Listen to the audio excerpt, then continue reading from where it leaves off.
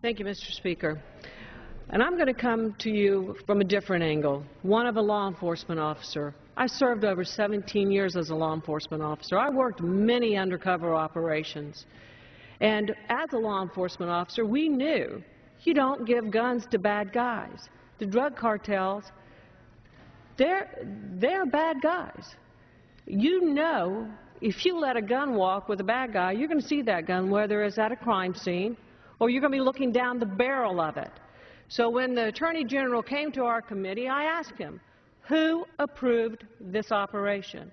Why was it approved? And he said he just wouldn't answer. He didn't know. Okay, well, what rises to the level of the Attorney General if an international operation that allows guns to walk to another country and are used to kill one of our agents and used to kill and maim their citizens doesn't rise to his level of approval?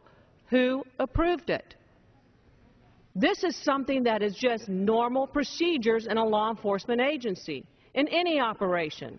So now you have an Attorney General who won't tell us or can't tell us who approved this international operation. You have others saying, well, this is something that started under another administration. Well, it didn't. It was a different operation that they realized they couldn't keep up with those guns, so they stopped it. And this one started, it was flawed from the beginning. The Attorney General said it was flawed from the beginning, and yet we still have no answers. We don't have answers, the American people don't have answers, and most importantly, the Terry family doesn't have answers. And that's just unacceptable. Let me just say this.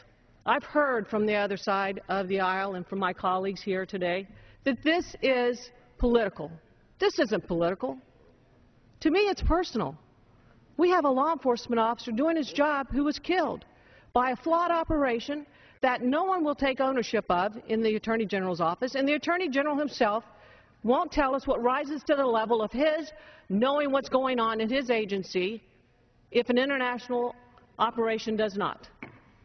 So I would tell you this.